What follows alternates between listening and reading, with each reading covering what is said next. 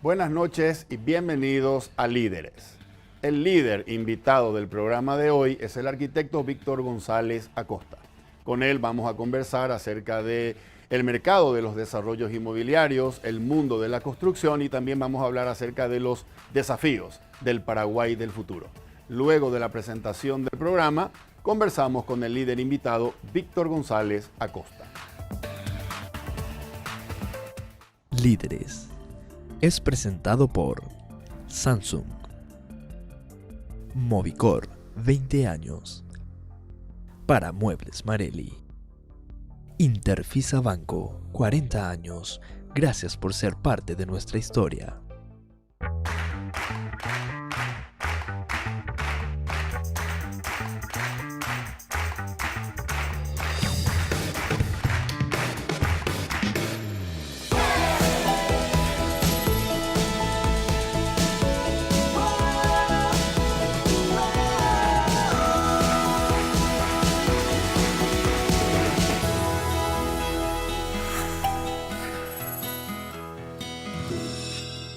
Buenos días, ¿cómo están? Sean bienvenidos los interesados que dedican su talento para contribuir con la vida y sociedad.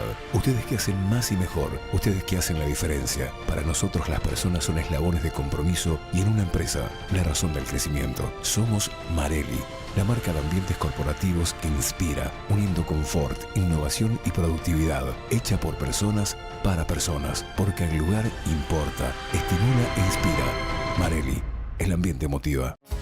¿Estás pensando en viajar? ¿En comprar muebles nuevos? ¿O en cambiar la decoración de tu casa? Con Interfisa Banco tenés préstamos que se adaptan a tus necesidades, con plazos de hasta 60 meses. Solicitalos ya, llamando al 415-9000. Interfisa Banco, 40 años.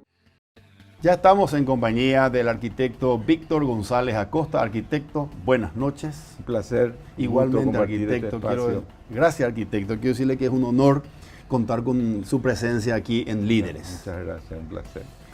Arquitecto, hay varios temas sobre los cuales quiero conversar con usted. Voy a tratar de ser lo más breve posible, de manera a poder aprovechar su presencia y que podamos abarcar los temas que quiero conversar con usted. Con mucho gusto. Empezamos con el mundo inmobiliario, Sí. que es un mundo a pesar de que usted también está trabajando en otras áreas, pero quiero empezar en el mundo inmobiliario.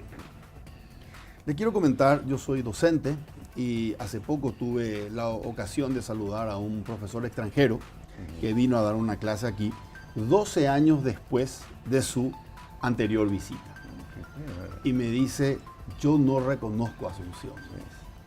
Esta es otra Asunción muy diferente a la Asunción que yo recordaba. Sí. Y es así, la gente que viene se encuentra con una Asunción diferente. Totalmente. ¿Qué cree usted, arquitecto, que hizo que durante los últimos 10 años, tal vez un poco más, Asunción se ha convertido en un centro atractivo para desarrollos inmobiliarios? En primer lugar, el desarrollo inmobiliario no es otra cosa que el derrame del desarrollo económico. Eso pasa siempre. Paraguay es un país que ha estado creciendo en los últimos 10 años en una tasa de 4,5-5%. Ese crecimiento luego se vuelca en distintas actividades y una de ellas es el ladrillo, ¿verdad? Esto pasó en todos los países. Entonces se dio esa circunstancia del desarrollo, se dieron las condiciones para poder desarrollar inmobiliariamente la ciudad que mucho necesitábamos al final, son servicios, es parte de la logística de una ciudad, parte del servicio de una ciudad. Exacto. Tener espacios de oficinas profesionales, espacios de comercio de nivel de clase mundial, digamos, sí. Espacios residenciales también acorde a las necesidades de este tiempo. Y así fue que fue emergiendo todo este desarrollo de este último 10 años que es producto de esa demanda. Nosotros teníamos una demanda insatisfecha en todas las áreas. Hasta aquí, por ejemplo, en el sector oficina, el 100% de las oficinas estaban en casas, en viviendas, sí. ¿No? Que no es un espacio propio para desarrollar productivamente y eficientemente una tarea de trabajo, ¿verdad? Entonces aparecen los edificios de oficina para responder a esa necesidad. La gente estaba viviendo cada vez más lejos de Asunción, aparecen los edificios de departamento para volver a vivir cerca del lugar donde uno vivía o cerca del lugar donde uno trabaja o cerca del lugar donde el hijo estudia. Entonces va apareciendo como respuesta a una necesidad de la sociedad en su conjunto. Los programas comerciales lo mismo. Hay una nueva manera de consumir.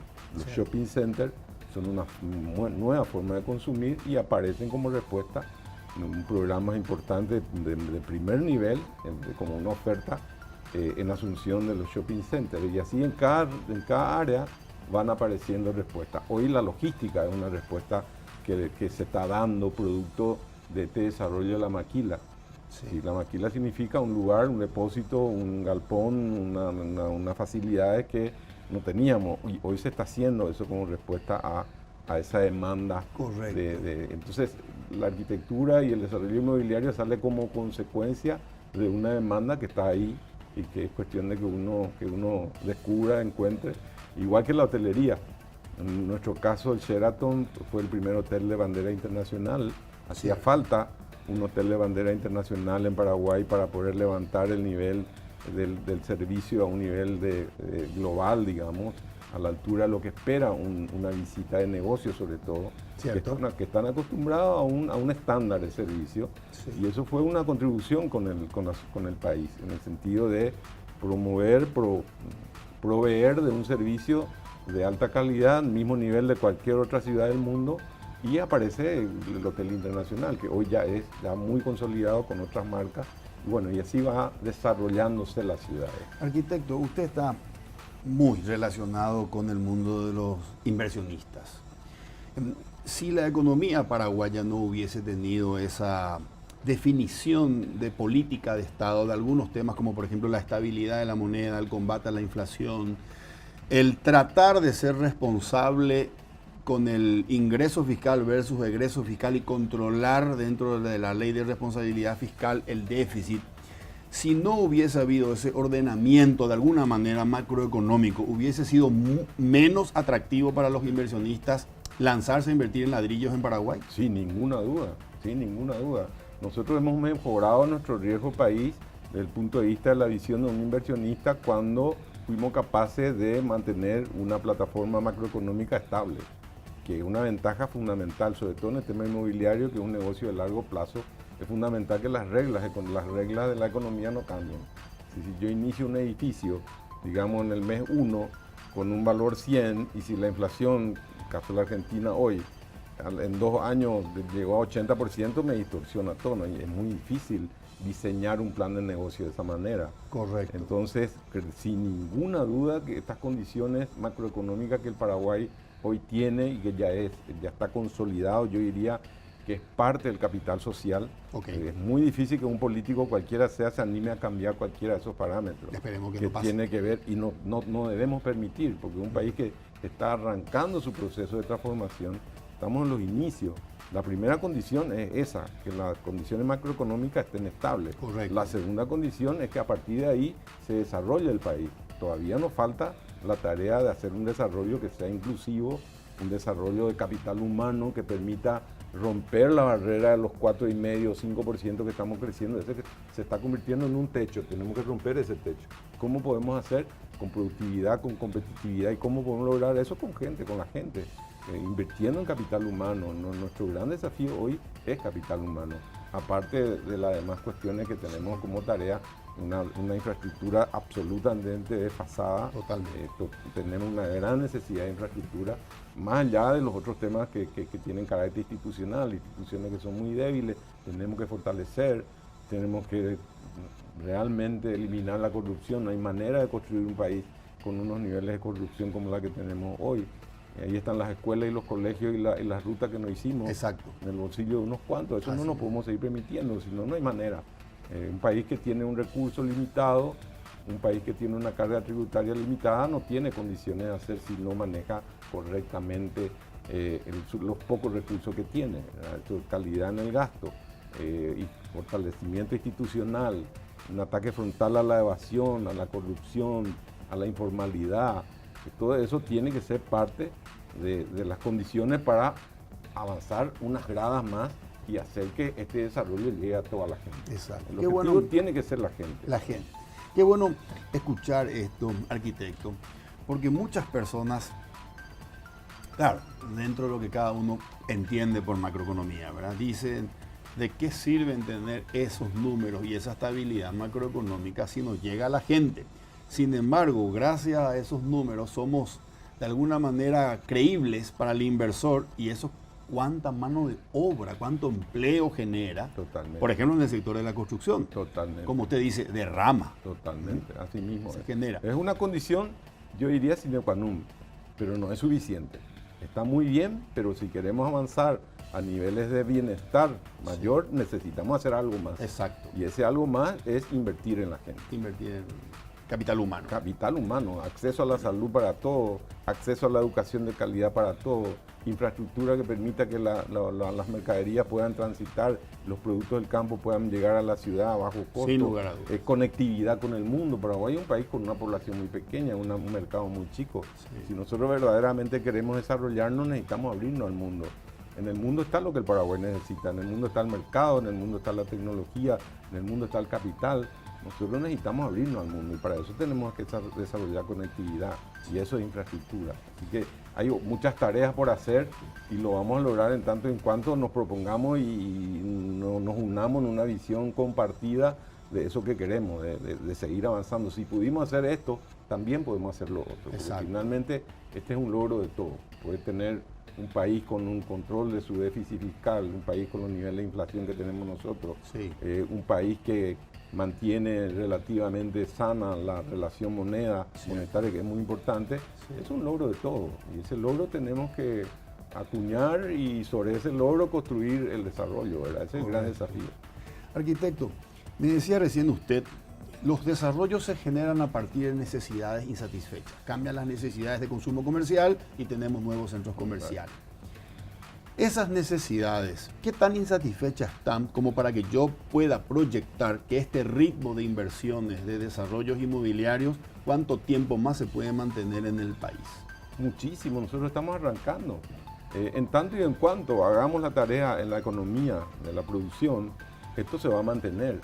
Fíjate que, por ejemplo, en el tema residencial, Sí. solamente para darte algunos números, solamente en el segmento medio, el segmento de familia, de ingresos medios, Sí. que hoy vive en alquiler, que está Sí. pagando en alquiler, está pagando todos los meses 2 millones, 2 millones y medio, 3 millones. Hay 61.000 familias solamente en Asunción, Gran Asunción, Alto Paraná y Itapúa. 61.000 familias que hoy están esperando una respuesta a la ansiada vivienda propia. Hoy está viviendo en alquiler, esa familia hoy vive en alquiler. Y un 61.000 país, familias. 60 y solamente en ese sector. Imagínate si nos tomamos la decisión, y este sería un momento oportuno para reactivar la economía, desarrollando ese segmento que nunca se ha desarrollado todavía en Paraguay. En otros países de la región ya lo han hecho, Chile ya lo hizo, Colombia ya lo hizo, Uruguay ya lo hizo, Bolivia lo está haciendo. Ese segmento medio, de precio medio, lo que serían autos, un Kia, un Hyundai y demás. ¿Verdad? En el tema automotriz estamos muy avanzados, pero en el tema inmobiliario todavía nos resta mucho por hacer. Y ahí hay una enorme oportunidad. Fíjate nomás que la cantidad de chicos, de jóvenes que tiene Paraguay. Sí. ¿Verdad? Cada fin de semana yo siempre me hago esa pregunta. Cuando estábamos todavía en el hotel y la gente se casaba viernes, sábado, yo decía, ¿dónde va a vivir el lunes? ¿Dónde va a vivir el lunes? O sea, los chicos se casan y hacen familia y necesitan un espacio, por un lado. Por otro lado, ya hay una demanda insatisfecha acumulada de hace muchos años. Correcto. Y por otro lado, estamos creciendo todos los años, 8 o 9 mil por lo menos en demanda anual. O sea, es muchísimo. La demanda está. Tenemos que construir la oferta para poder llegar a todo. Y esa construcción pasa fundamentalmente por facilitar el acceso al crédito. Ese es el gran desafío. ¿Qué herramienta nos falta para que estas 61.000 familias, todas, sueñan con la casa propia? ¿Qué herramientas faltan para que estas familias puedan acceder, puedan tener un préstamo que les permita acceder a la casa propia? Esa es la clave. La clave es el acceso al crédito. Porque además en ese segmento medio que estamos hablando, y si nosotros por otro lado decimos Paraguay es un país que tiene una economía informal del orden del 40-50%, esa informalidad generalmente está en microempresa, el gomitero de la esquina. Sí, señor. Él es un que probablemente gana más dinero que cualquiera de nosotros, pero no es sujeto de crédito, Correcto. porque no puede mostrar lo que gana. Entonces el sector público tiene que generar las condiciones para formalizar a la gente a través del crédito. ahí ya mete un montón, las remesas que recibimos nosotros. Y hay familias que reciben mucho dinero y felizmente ese dinero termina en televisión, en auto, en fiesta y demás, pudiendo ir al ahorro de la familia, que es una vivienda, ¿verdad? Si el sistema público se pone a tiro, se pone en línea y genera condiciones para que esas personas que hoy no están en la economía formal se incorpore en la formalización a través del crédito, como hizo Perú. ¿Qué hicieron los peruanos, por ejemplo, que tienen la misma realidad que nosotros, ¿verdad? O los chilenos, menos, que me dijo que solucionaron este problema. Sí, los peruanos tienen más o menos el 50% de la economía también informal. Ellos tomaron dos medidas muy sencillas. Le dijeron a alguien que quiere un crédito, me traes la factura de 12 meses de tu pago de alquiler y vos sos sujeto al crédito. Porque quiere decir que sos un buen pagador, tenés recursos, entonces sos sujeto al crédito. Entonces, ¿es un préstamo del sector privado o del sector estatal? El sector privado. Los bancos privados, lo que hace el Estado es fondea, busca dinero a través de la AFD. Correcto. Un dinero que se paga, no un dinero que se regala. Correcto. ¿Verdad? Entonces lo que hay que es facilitar el acceso al crédito.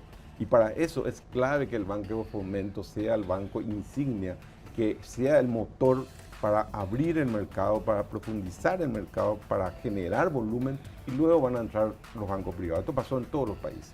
En Perú el Banco de la Vivienda, en Uruguay el Banco Hipotecario, en Chile también. Necesitamos que el Banco de Fomento asuma esa responsabilidad, genere condiciones para facilitar el acceso al crédito, porque la información ya está. Esa familia, Juan y María, casados, que tiene 2 hijos, hoy están pagando 2,5 millones de alquiler. Yo tengo que construirle una oferta que sea exactamente igual al alquiler que ellos están pudiendo pagar hoy. Okay. Entonces, tiene que pasar del alquiler al pago de su cuota.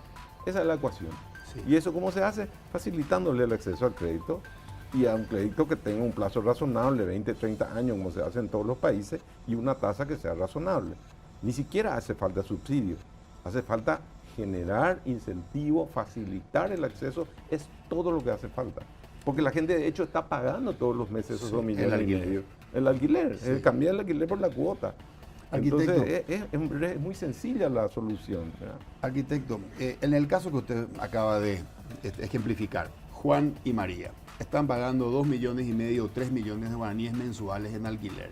Le pregunto yo si 20 años de plazo es suficiente para que en ese plazo tengan el techo propio, o estamos hablando de créditos de no menos de 30 años de plazo para que Juan y María tengan. En nuestro análisis en este segmento, digamos, de viviendas que cuesten $50,000, perfectamente con un 3, 4 salarios mínimos. Vamos a suponer que sean, porque es ingreso familiar, la ley establece que el ingreso sea familiar, no solo papá, sino papá, mamá y hijos. Entonces se reúne todo el ingreso de toda la familia y vamos a suponer que todos ganan, son 4 y todos ganan salarios mínimos. Entonces estamos hablando de 8 millones de guaraníes. Correcto. Y según la estadística de la canasta de cualquier familia, se estima que la familia puede pagar hasta 30% en términos de alquiler o cuota de su casa propia, ¿verdad? Y 30% esos 8 millones son 2,400,000. 2,400,000. Con 2,400,000 llega a un producto de ese valor, sean departamentos, sean casas.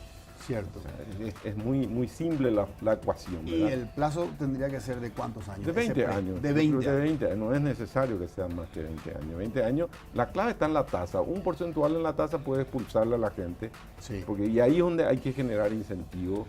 Y por eso es importante el Banco de Fomento, que no tiene fines de lucro. Entonces el spread entre el dinero, Paraguay está consiguiendo el dinero en 4,5, 5%. Una cosa así, ¿verdad? Y el día que lleguemos a grado de inversión va a ser todavía mejor. Todavía más que bajo, le carguemos nosotros un spread de 2% o 2,5% de gasto, estamos en 7,5. Con 7,5 perfectamente es posible llegar a esos números. Y se llegaría a una cantidad impresionante de familias que hoy está generando un gasto, que es el alquiler, en vez de hacer una inversión de ahorro, que es la vivienda propia. Correcto. Y estaríamos generando miles de empleos. Cuando se construye una casa, hay 30 personas trabajando al día siguiente. Si hacemos 10,000 casas, estamos hablando de 30,000 personas. Si hacemos 60,000 casas, estamos hablando de 180,000 personas. Esa es la microeconomía. Exactamente. Eso es bajarle la macro a la micro.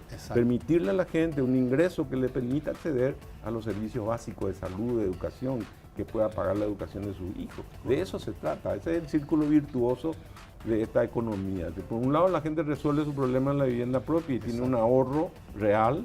Y por otro activo, lado, toda y la por otro lado construcción, genera toda una dinámica en la economía económica impresionante, ¿verdad? Arquitecto, en estos países como Uruguay, como Chile, como Perú, un banco estatal también fue protagonista importante. Sí, siempre el Banco Estatal. Hay un banco estatal. Siempre un Banco Estatal fue el que empezó.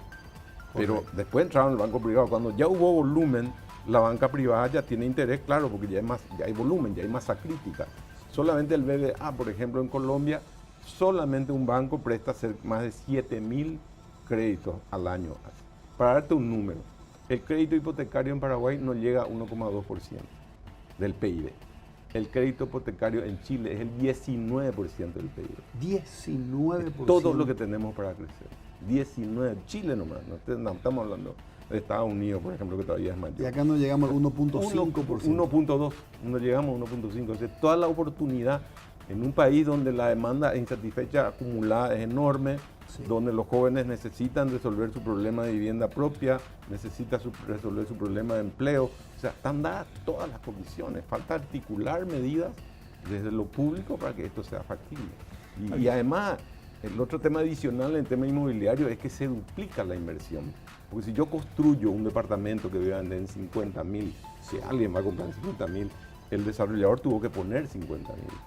Es diferente, es muy importante la ruta, si no digo que no sea importante, es súper importante, pero en la inversión pública no ocurre eso. En la inversión privada ocurre esto, se duplica. Tiene que haber alguien que construyó por 50.000 para vender por 50.000 a alguien que va a comprar. Sí. O sea, la dinámica, por eso es que estos países, desde Estados Unidos, desde Australia hasta acá, cuando hay ralentización en la economía, se apela a la construcción de la vivienda como una medida de reactivación inmediata, rápida.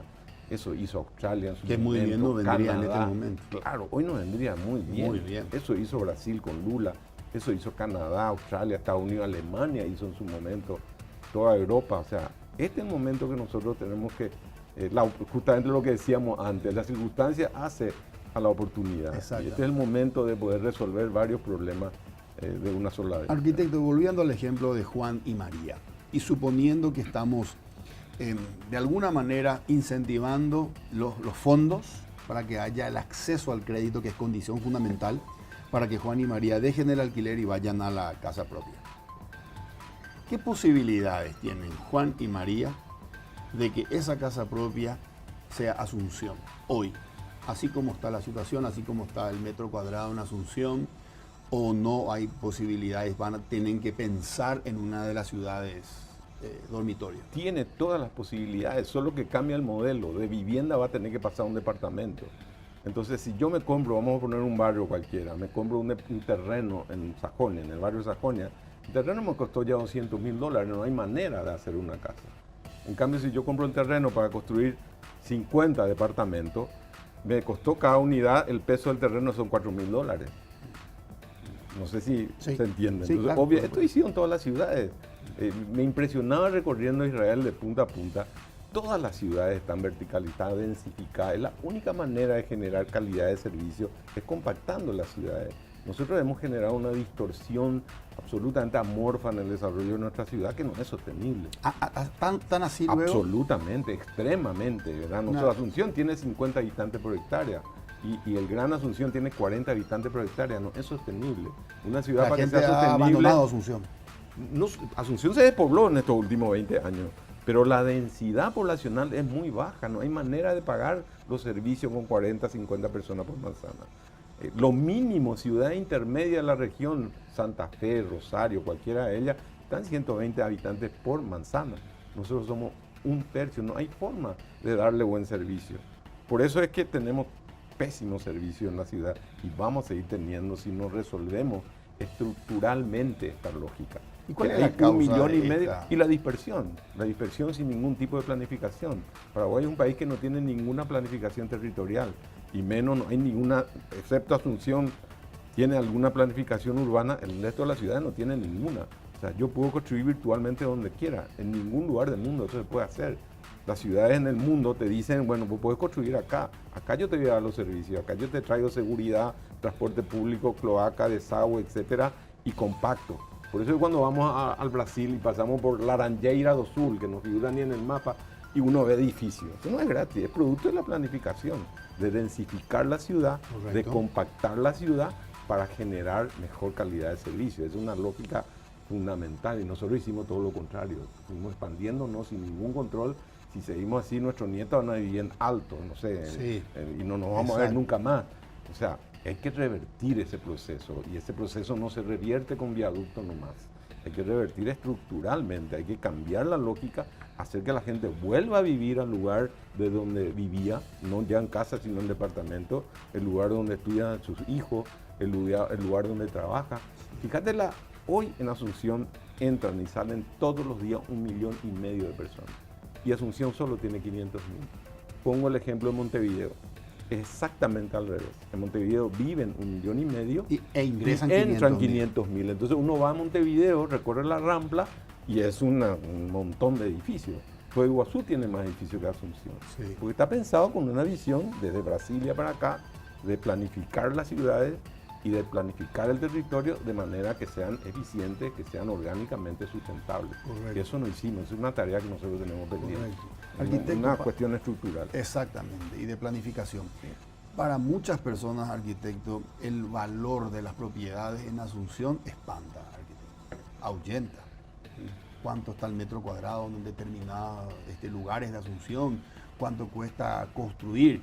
Entonces compara y dice, a ver, acá al lado tengo Luque, tengo San Lorenzo, aquí cerca tengo Capiatá, puedo entrar y salir para trabajar, para traerle a mis chicos al colegio, y muchas veces eso influye porque la persona tiene un presupuesto máximo, Claro. un presupuesto máximo para pagar la construcción o un presupuesto máximo para pagar los impuestos. Totalmente.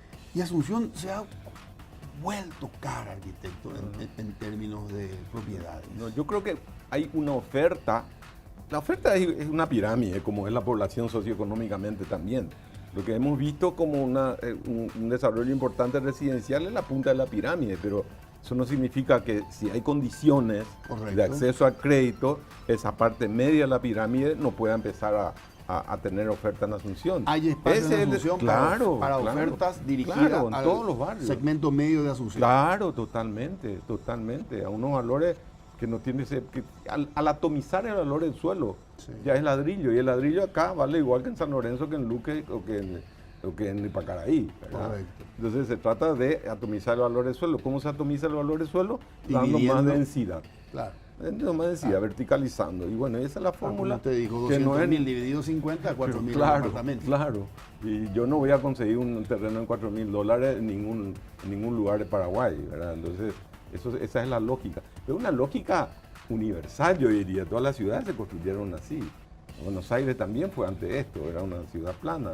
Hoy ya es una ciudad vertical o cualquier ciudad que queramos tomar.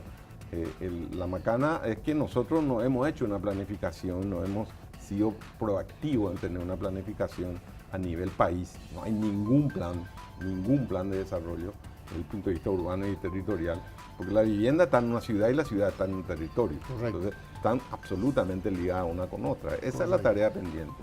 Bueno, entonces quiere decir, arquitecto, que se puede dar aquí, como por ejemplo ocurrió con los celulares, lo que le llaman el descremado. El celular primero vino full, Sí. había que llamar pagada entrante, pagada saliente, y la factura era full, no existía la factura fija, como se le llamaba, y por lo tanto el celular era un lujo Sí. muy exclusivo, ¿verdad? Y después, descremado le llaman en el sector corporativo, habilitan el mismo producto para sectores más masivos, Totalmente. ¿verdad? Pasó en la industria automotriz. Te acordarás vos que los autos americanos, que solamente algunos podían comprar, tenían Exactamente. 10 metros de largo. Hoy tenemos autos que tienen 2 metros y poco y tiene todo lo que tiene un auto de alta gama. Sí. O Por menos de 9.000. Claro, 10.000, 12.000, cualquiera de estas marcas coreanas, Sí. y ni hablar con los chinos entrando al mercado. Eso mismo pasa en el tema inmobiliario. Tiene que pasar, tiene que darse las condiciones para que eso pase. De eso se trata, ¿verdad? Así que hoy vemos un boom de desarrollo inmobiliario en una avenida, por ejemplo Santa Teresa, dirigido a un sector Sí. todavía de la punta de la pirámide, y hay espacio para que mañana veamos ese mismo boom dirigido a sectores más masivos. En todos los barrios de la ciudad. En todos En los todos barrios. los barrios de la ciudad.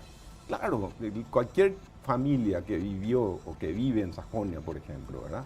Y que tuvo hijos, sus hijos ya no viven en Sajonia, porque no pudieron comprar la casa y se fueron a Ñemby o a Villa Lisa. Así mismo. Y eso es muy malo para la calidad de vida de la familia. Vamos también fracturando esas relaciones de la familia. Eso también se puede recuperar cuando se revierta este proceso de desarrollo amorfo que tenemos y volvemos a vivir en el lugar donde vivíamos, donde vivió la familia, toda la vida, donde está la abuela, la mamá, etc. Eso es lo que está pasando. Eso no está pasando a nosotros con nuestra experiencia. Nosotros tenemos ya edificios hechos en San Vicente. La mayoría de la gente que se compró son vecinos. Correcto. Que quieren que su hijo vuelva ahí cerca a la casa de la abuela, ¿verdad? Correcto. Sajonia nos pasó lo mismo. Son todas personas que eran parte de que se habían ido y que ahora los hijos se casan y vuelven al barrio, ¿verdad? Exacto. Se trata un poco de eso. Arquitecto, teniendo en cuenta la situación económica que vive el país hoy, ¿cómo está el sector de desarrollo inmobiliario? ¿Qué tan atractivo está hoy para inversores? Y Asunción, Paraguay en particular, por lo que habíamos dicho antes, por la tranquilidad, generalmente el inversor inmobiliario es un inversor conservador. Lo que quiere es mantener el valor de su bien en el tiempo. No es un inversor, es muy poco, un porcentaje muy reducido el inversor especulador. Uno más especula con el terreno. Compra un terreno, pues espera que suba el precio y vende. Es muy difícil esa especulación, no es habitual que uno especule con el producto inmobiliario ya construido. Generalmente uno piensa en el plazo. Por eso que los fondos de inversión en el mundo entero son la herramienta de fondeo del desarrollo inmobiliario. Correcto. En Chile, por ejemplo, son las AFP las que han fondeado el desarrollo inmobiliario porque ellos necesitan mantener el valor de su dinero en el tiempo para poder distribuir luego a los propietarios. ¿Y cómo lo hacen? A través del tema inmobiliario, que es un negocio de largo plazo. Correcto, pero Entonces, nosotros tenemos aquí... Y nosotros tenemos la ventaja de tener una economía, como decíamos antes, macroeconómicamente muy estable. Entonces yo tengo una previsibilidad muy clara de mi inversión. Eso es muy atractivo. A veces es más atractivo que la rentabilidad. Yo prefiero tener seguro en el tiempo que tener, en vez de una rentabilidad de 8, 10, 12%, tener una rentabilidad menor, pero seguro.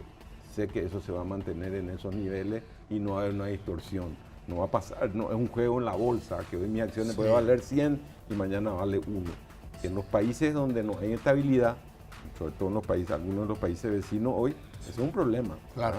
Entonces, realmente, por eso que tenemos tanta gente invirtiendo acá y prefiere refugiarse en el ladrillo, estar cómodo, asegurar una parte de su dinero comprando un activo inmueble y está cómodo con eso. Y yo creo que se va a incrementar eso. Yo creo que estando en la Argentina particularmente como está, vamos a volver a tener inversores argentinos que vienen a refugiarse parte de su capital en ladrillo, en un lugar, digamos, macroeconómicamente estable, ¿verdad? Esa es la ventaja que tiene, esto. Y ojalá alguna vez podamos llegar al grado de inversión y eso va a hacer de que los fondos de inversión a nivel mundial puedan empezar a mirar Paraguay para esto, sobre todo los family office. Muchos de los desarrollos en estos países, en México por ejemplo, yo estuve en noviembre en un congreso que se llama ULI en Miami y estaban unos desarrolladores mexicanos ya mucho más avanzados haciendo inversiones de renta. Construían solo para rentar. Correcto. Ya están en ese estadio, ya pasaron el primer estadio, ya están en el estadio de renta pura.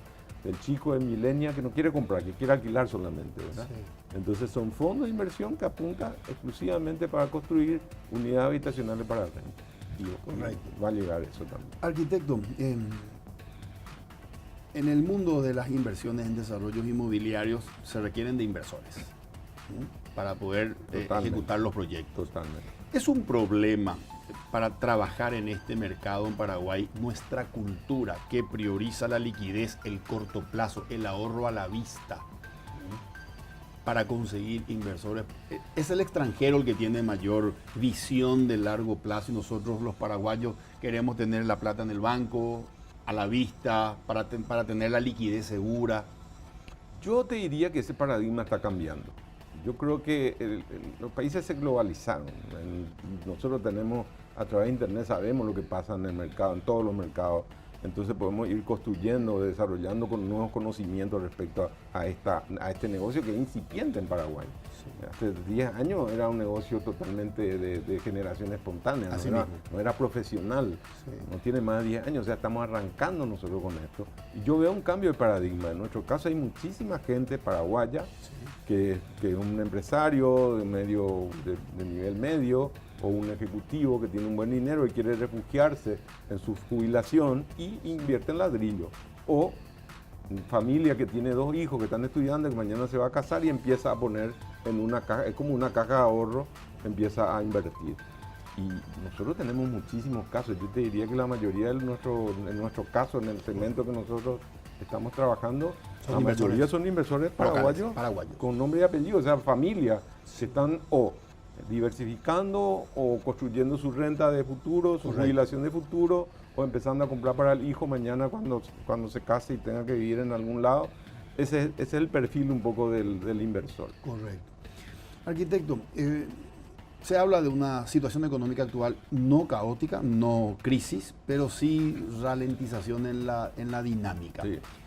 Quiero saber si en el sector de la construcción, fruto de esta ralentización, estamos hoy generando menos empleo que hace un año atrás. En el sector privado yo no veo todavía eso. ¿Por qué? Porque, como te decía antes, este es un negocio de largo plazo. O sea, un edificio se arrancó hace 6 meses y va a seguir. Y esta situación es coyuntural.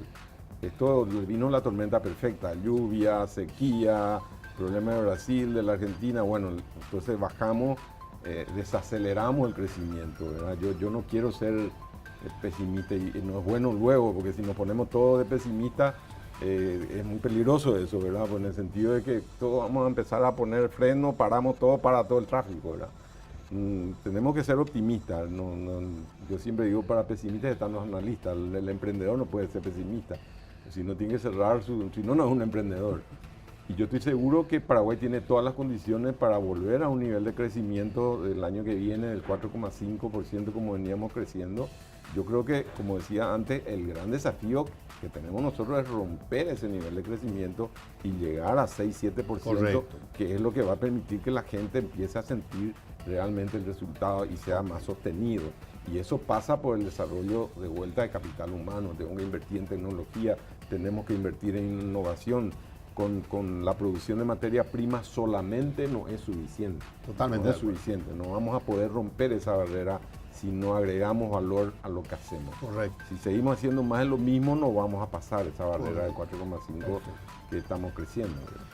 Arquitecto, ¿hace cuántos años atrás? 10 aproximadamente, usted había presentado en aquella época, estaba todo en pañales, todo un proyecto de modernización del acceso a la ciudad. Aviadores del Chaco. Sí. ¿Cuánto tiempo hace de eso? Y hace 10 años. Hace 10 años más o menos. Sí. ¿En qué etapa está desarrollado ese proyecto o está terminado? No.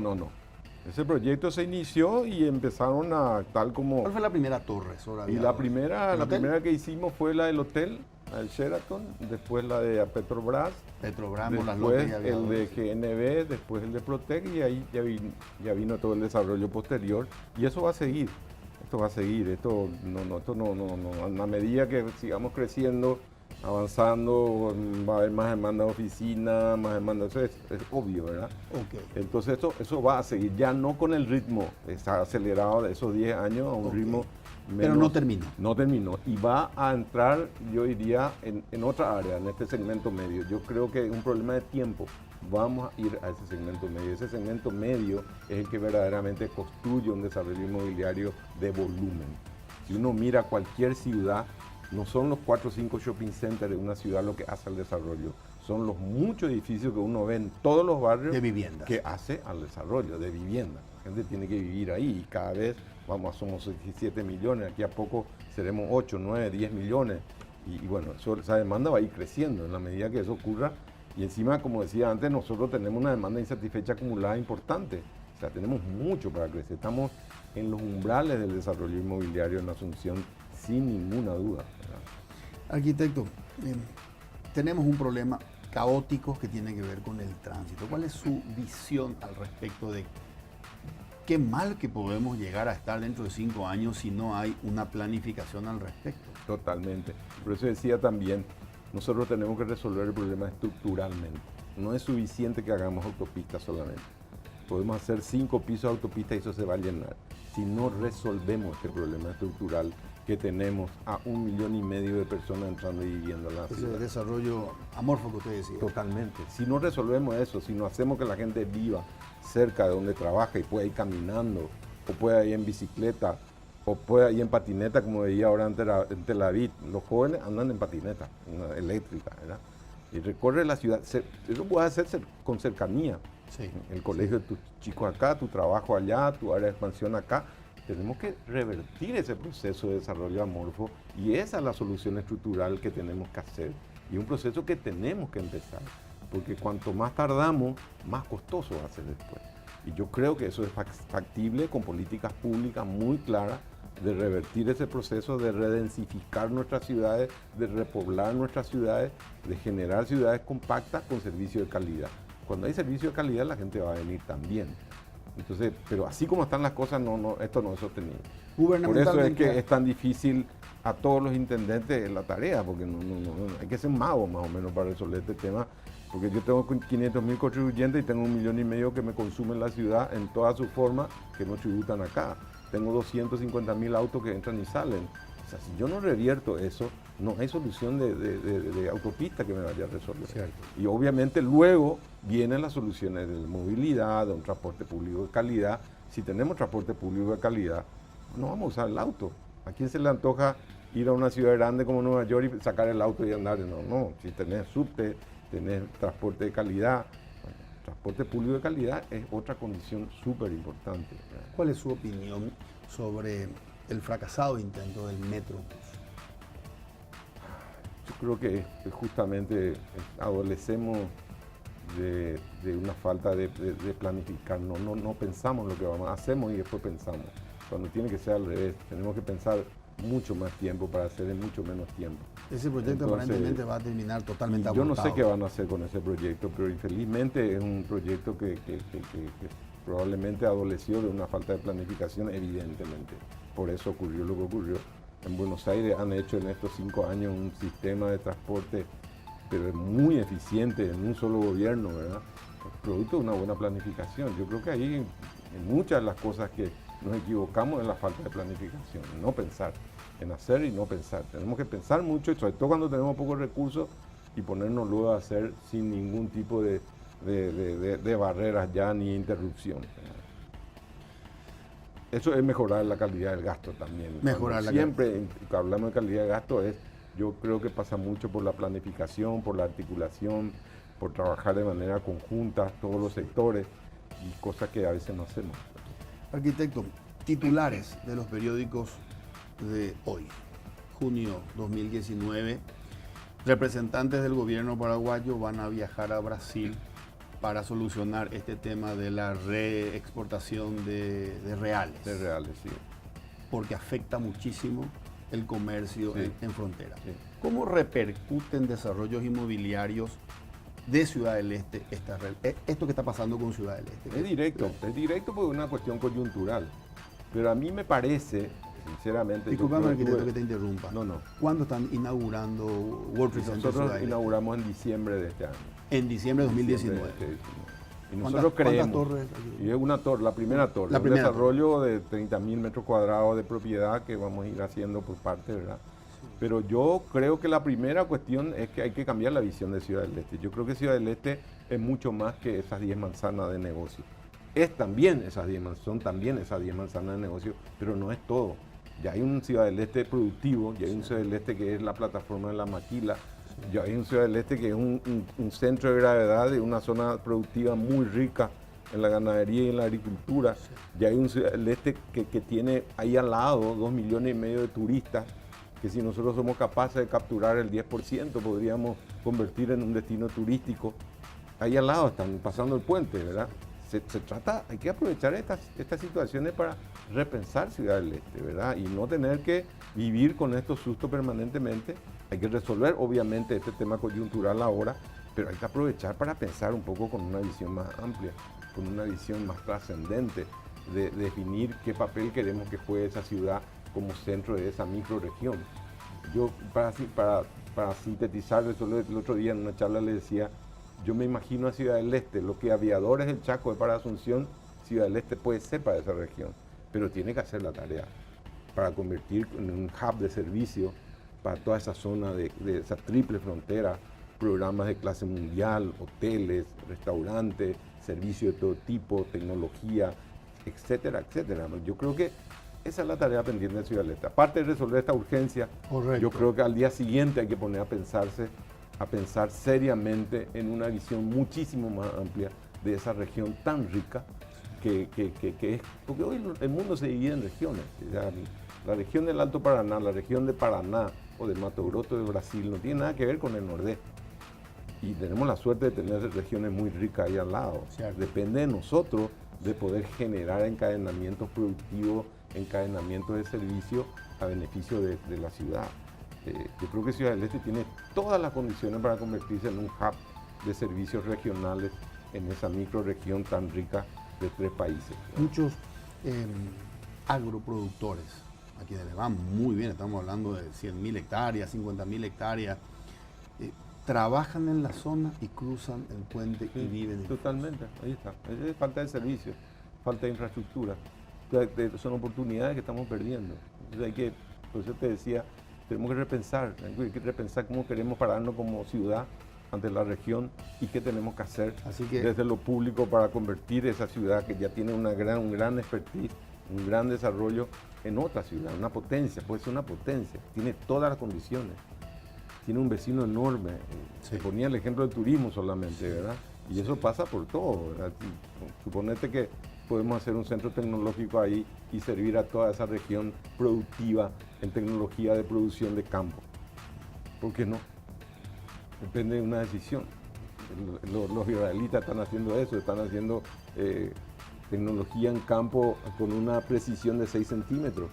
de eso quiero preguntarle a la vuelta del corte que tenemos que hacer ahora, porque usted está llegando de Israel. Sí. Es correcto. Hacemos una pausa de 3 minutos y a la ¿Cómo no? vuelta del corte me habla de eso y tengo otras preguntas más. Con mucho gusto. Gracias, arquitecto. Un placer. Hacemos una pausa de 3 minutos y a la vuelta más con el arquitecto Víctor González Acosta.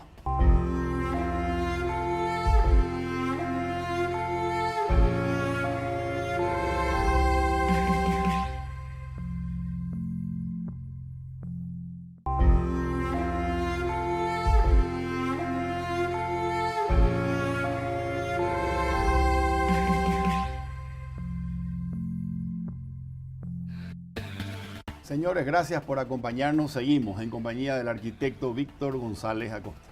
Arquitecto, quiero preguntarle cuáles son sus planes para el futuro, cuáles son sus proyectos para el futuro. Pero bueno.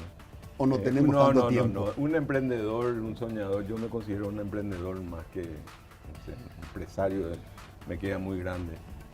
Yo soy solamente un emprendedor con muchos sueños, entonces se me derrama. Yo tengo más sueños de lo que puede caber en mi cabeza, así que son muchas las cosas que querría hacer hoy mismo. Estoy muy entusiasmado y enfocado en el tema de la solución del problema de la vivienda para ese gran segmento de la población, porque yo también fui uno de ellos y yo sé que se puede. Yo vine del interior con mi familia de 11 hermanos, mi papá fue a la guerra, murió muy temprano, así que quedamos con la mamá y deambulábamos de alquiler en alquiler, de barrio en barrio, hasta que crecimos un poco más y pudimos hacer nuestra primera casa. Para nosotros fue el día más glorioso de nuestra vida, teníamos algo, éramos alguien. Y de eso se trata, tener un bien, un activo así, para muchísimas familias. Y a partir de ahí uno se puede proyectar, a partir de ahí uno existe, tiene una pertenencia, ¿verdad? Y yo en ese momento, yo tenía 18 años, decidí estudiar arquitectura porque quería contribuir con eso, quería contribuir a resolver ese problema, ¿verdad? De hecho, toda mi carrera después, con mucho énfasis, hice sobre vivienda y mi tesis fue vivienda para el sector medio, ¿verdad? Era en Coronel Oviedo, recuerdo el proyecto. Así que es un tema que me apasiona mucho y es parte de mi propósito, ¿verdad? A partir de nosotros venir del interior, uno va construyendo un propósito de vida que finalmente marca todo lo que uno hace. En el propósito está el combustible de la acción y de la pasión y de la determinación que uno pueda tener Y bueno, yo desde que salí del campo tengo la obligación ética de hacer algo por el país. Desde el lugar en que estoy, ¿verdad? De contribuir a cambiar las cosas, a transformar el país, de ser útil, de servir, de ser un instrumento de cambio. Y eso es lo que hago. Entonces cuando uno está en ese lugar, los sueños son muchísimos. Correcto. Me estoy muy enfocado en el tema de la educación, estoy convencido que tenemos que repensar nuestro modelo educativo, estoy convencido que tenemos que invertir mucho de nuestros recursos en la primera infancia, en esos primeros 1000 días de los niños. Tenemos que invertir en la mamá que va a gestar ese niño, que va a ser la semilla de nuestra nación. Es ahí donde tenemos que poner recursos. Cuando el chico ya llegó a los 18 años, ya tarde, limpiando parabrisas en la esquina, es ya más complicado, es mucho más costoso. No tenemos que dejar que eso ocurra. Es mucho más barato, es mucho más económico, es mucho más eficiente abordar la pobreza y la desigualdad en la primera infancia. Cuidándole a la mamá. No podemos permitirnos que siga muriendo una mamá cada 28 días por causa vital en Paraguay. No podemos permitirnos que sigan muriendo 4 bebés por día por causa vital en nuestro país. Entonces, esas son las cosas que me motivan, y con todas esas motivaciones los sueños son enormes, muchísimos. Interminables. Arquitecto, mencionó recién su pasión por la educación y quiero que me comente, que nos comente este proyecto de la adquisición de la UCOM. ¿En qué consistió y cómo se dio? Bueno, realmente hace mucho tiempo un grupo de personas que de la sociedad civil y de la academia siempre estábamos preocupados con este tema de la educación y cómo se puede generar transformaciones rápidas, porque nuestras instituciones están tan anquilosadas que es tan difícil desde ahí empezar tan largo el proceso. De hecho, en el mundo también hay toda una corriente, que es una universidad que se llama Singularity University, que ya trabaja sobre currículos abiertos, porque el mundo avanza con una velocidad enorme y nuestras universidades avanzan a paso de tortuga. Así que siempre nos planteamos este tema de la capacitación.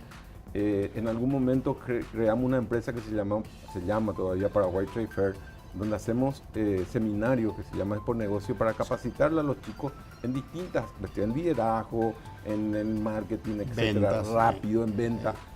Y después siempre estuvo la idea, y en algún momento ya estuvimos a punto de cerrar una mesa con los menonitas, los jesuitas, y nosotros, un grupo de gente de la sociedad civil. Así que siempre estuvo. Cuando se dio la oportunidad, la Universidad Comunero, que es de la familia Prieto, una de las pocas universidades que por suerte preservó los valores éticos de la educación y no se convirtió en una fábrica de títulos, ¿verdad? Como lamentablemente muchas universidades, no todas, sí. ¿Verdad? Hay excepciones, hay muy honrosas excepciones, pero hay muchísimas universidades de garaje que venden ilusión realmente, y eso hace todavía más daño. Así que cuando se dio la oportunidad nos juntamos un grupo somos muchos, somos 30 científicos, académicos y gente de la sociedad civil, y nos pusimos, tomamos la decisión de ofrecerle a esta familia comprar la universidad para poder desarrollar todo un nuevo pensamiento. Por ejemplo, una de las carreras que estamos abriendo ahí es ciencia de datos, lo que es Big Data, lo que es inteligencia artificial, que es lo que se viene. Hoy ya en el mundo es casi Así mismo. Los algoritmos ya son parte de nuestra vida diaria, sí, ¿verdad? Sí. Entonces, con científicos paraguayos ilustres, grandes que tenemos. Por ejemplo. Benjamín Barán, por ejemplo. Benjamín Barán, brillante. Él es el director de esa carrera. Sí. Hay otros científicos como Christian Scher, como Antonieta Rothka, que es presidenta de la Sociedad Científica, Gloria Arza. Correcto. Gabriela Gómez de OMAPA, o sea, gente de primerísimo nivel que esa conjunción de académicos, científicos y gente del sector privado de la sociedad civil, estamos construyendo ese sueño, ¿verdad? ¿Son compatibles, arquitecto, calidad académica y accesibilidad de cuota? Totalmente, absolutamente, sin una duda. La idea es justamente, nosotros no estamos persiguiendo un fin de lucro, estamos persiguiendo un fin de calidad en la educación, de excelencia en la educación y de innovación en la educación. Entonces, la idea es incluso hacer como las grandes universidades americanas y europeas, generar módulos de beca a la gente que puede, cuando hay un talento, ayudarle a ese talento con becas, ¿verdad? Nuestra idea es muy abierta en ese sentido. Lo que estamos apostando a un propósito que es la de mejorar la educación y dar un espacio de desarrollo a los talentos que tenemos en nuestro país, que son muchos, que todo lo que necesitan es oportunidad. Yo siempre digo, ¿cuánto talento estamos perdiendo en las zonas excluidas, en un asentamiento, en los bañados? Probablemente hay gente más talentosa que uno mismo, pero lo que necesita es la oportunidad. La oportunidad. Es todo lo que necesita. ¿Verdad? Correcto, correcto. Dos últimas preguntas, arquitecto. Tengo que ir terminando el programa. Le agradezco nuevamente. La penúltima pregunta. ¿Es optimista respecto a lo que puede ocurrir en el 2019 con la renegociación del anexo C de Itaipú? ¿Es optimista respecto a que podamos obtener beneficios que nos puedan ayudar a, como usted dice, a dar el siguiente paso después de la estabilidad, inversiones, atraer industrias con una energía barata, disponer de más energía de la que hoy disponemos que de lo que genera la represa? Yo creo que en cuestiones como esta, donde se van a discutir intereses, Sí. El optimismo, bueno, es importante, pero no es suficiente, ¿verdad? Okay. Yo lo que creo es que hay que ser realista y entender que este va a ser una negociación de intereses. Y el Paraguay tiene que construir su propuesta de valor para poder discutir con la otra parte, ¿verdad? Y esa propuesta de valor pasa por desarrollar estrategias que permitan a nuestro país usar su energía y tener una mochila importante, un resguardo, una contención importante. Yo hoy ya estaría hablando con grandes empresas del mundo que me pueda asegurar el consumo. Cierto. Y aliados con... O sea, tengo que tener una estrategia que sea verdaderamente una relación de intereses. Yo no puedo ya plantear, yo soy más chico y vos sos más grande, tener derecho, no. Entre los países no hay amores, hay intereses. Entonces nosotros tenemos que construir nuestra propuesta de valor, tenemos que construir nuestra propuesta de interés y ir a la mesa con seriedad, con convicción, con patriotismo. Correcto. Y yo apelaría más a ser realista y a trabajar en esa dirección. Y a planificar Y eso. a planificar eso. Última pregunta, arquitecto. ¿Se ve usted como ministro o rector de una universidad nacional en alguna función pública para sumar su experiencia y su pasión desde la función pública? Bueno, esta es una pregunta que siempre me hacen, ¿verdad? De candidatos a esto, a lo otro. Yo de verdad no sirvo para eso, no tengo piel. Y yo creo además que la sociedad se construye, la nación se construye con tres pilares fundamentales. Necesitamos sin duda alguna un sector público político renovado, totalmente renovado. Necesitamos regenerar la clase política en nuestro país para construir esa nación que queremos. Necesitamos una sociedad civil que se comprometa todavía más. Correcto. De lo que hoy últimamente vemos. Cada compromiso hay un resultado. Y necesitamos un sector privado que también se comprometa con el país. Esos pilares son fundamentales para construir la nación. Y hace falta personas en cada uno de ellos. No tenemos que ir todos al mismo lugar. Y usted yo es me un siento jugador cómodo en el acá sector. haciendo esto desde la sociedad civil, desde la educación, desde el desarrollo. Eso es lo que me gusta hacer y ahí me siento cómodo. Un gusto haber contado con usted como líder invitado. Muchas gracias. Gracias por Un su placer. presencia, arquitecto. Realmente un placer. Esperamos volver a invitarlo pronto. Muy bien, un gusto. La verdad que es un gusto compartir. Gracias, arquitecto. Esto fue Líderes por Canal Pro. Buenas noches. Líderes fue presentado por Samsung, Movicor, 20 años, para Muebles Marelli, Interfisa Banco, 40 años. Gracias por ser parte de nuestra historia.